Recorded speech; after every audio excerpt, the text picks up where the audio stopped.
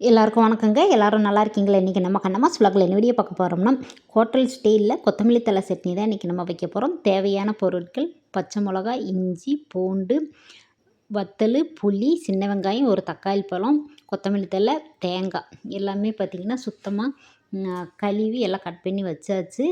இப்போது தேவையான அளவு வடச்சட்டியில் எண்ணெயை சேர்த்து எல்லாத்தையும் வதக்க போகிறோங்க. ஒவ்வொரு பொருளாக சேர்த்து கருப்புளுந்து 1 ஸ்பூனு, கடலைப்பருப்பு 1 ஸ்பூன் சேர்த்துக்கலாம்.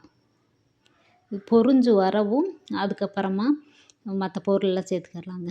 லைட்டாக பொரிஞ்சு வந்துருச்சு, கருக விடாமல் பொரியட்டும். இப்போது பச்சை மிளகா 2, காஞ்ச வத்தல், மிளகா வத்தல் ஒரு 3 சேர்த்துக்கலாம். காரத்துக்கு தகுந்த மாதிரி சேர்த்துக்கங்க. இஞ்சி, பூண்டு, இஞ்சி கொஞ்சம், பூண்டு ஒரு 4 பல். இது லேசாக வதக்கிட்டு சின்ன வெங்காயம் சேர்த்துக்கரலாம். ஒரு 10 சின்ன வெங்காயம் சேர்க்கும்போது டேஸ்ட்டு கிடைக்கும். சின்ன வெங்காயம் கிடைக்கலன்னா பெரிய வெங்காயம் சேர்த்துக்குங்க. இது லேசாக நல்லா வதங்கினதுக்கப்புறமா புளி கொஞ்சமாக சேர்த்துக்கரலாம். உங்களுக்கு புளி அதிகமாக புளிப்பு தேவைன்னா நீங்கள் கொஞ்சம் சேர்த்துக்கங்க. ஒரு தக்காளி பழம் கட் பண்ணி வச்சதை அதையுமே சேர்த்து நல்லா வதக்கிடலாங்க. நல்லா கொஞ்சம் உப்பு சேர்த்துக்கரலாம். உப்பு சேர்த்தோம்னா கொஞ்சம் சீக்கிரமாக வதங்கிடும். இட்லி, தோசை, சாதத்துக்கு கூட நல்லாயிருக்கும். கஞ்சிக்கெல்லாம் தொட்டு சாப்பிடும்போது நல்லாயிருக்குங்க. இந்த கொத்தமல்லி தழை சட்னி சாப்பிடும்போது முடி வளர்ச்சி நல்லா வளரும். கல்லீரல், சிறுநீரக நச்சுக்களையும் வெளியேற்றி நல்லாயிருக்கும் நம்ம உடம்பு. பித்தமெல்லாம் சரியாயிரும்னு சொல்லுவாங்க. செரிமான பிரச்சனை கூட சரியாயிருங்க. இப்போ நல்லா வதங்கினதுக்கப்புறமா இந்த தேங்காய் கட் பண்ணி வச்சுருக்கோம் இல்லையா, அதை கொஞ்சம் சேர்த்துக்கரலாம். ஓரளவு லேசாக வதக்கிட்டு அப்படியே கொத்தமல்லி தழையை சேர்த்துக்கரலாம். கொத்தமல்லி தழை பார்த்திங்கன்னா தண்டு தான் அதிகமாக இருக்கும். அந்த கொத்தமல்லி தழை இலைகள் இந்த ரசம் இந்த மாதிரி இதுக்கு கிள்ளி போட்டு, இந்த தண்டு நான் வேஸ்ட் பண்ண மாட்டேன். அதையும் இந்த மாதிரி சட்னிக்கு அரைச்சிக்கிறதுங்க.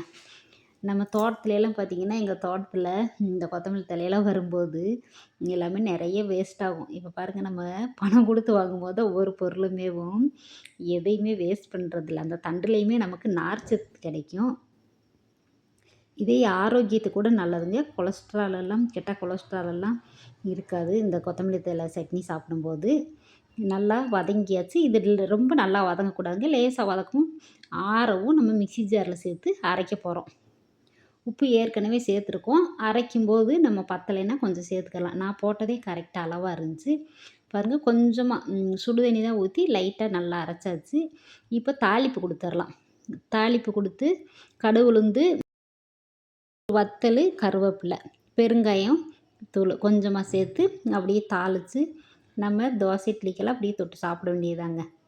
அருமையாக அட்டகாசமாக ஹோட்டல் ஸ்டைலில் கொத்தமல்லி தழை சட்னி ரெடி ஆயிடுச்சு. இது போல் நீங்களும் செஞ்சு சாப்பிட்டு பார்த்துட்டு எப்படி இருக்குன்னு சொல்லுங்கள். வீடியோ பிடிச்சா லைக், ஷேர், கமெண்ட் பண்ணுங்கள். பாய், நன்றி, வணக்கம்.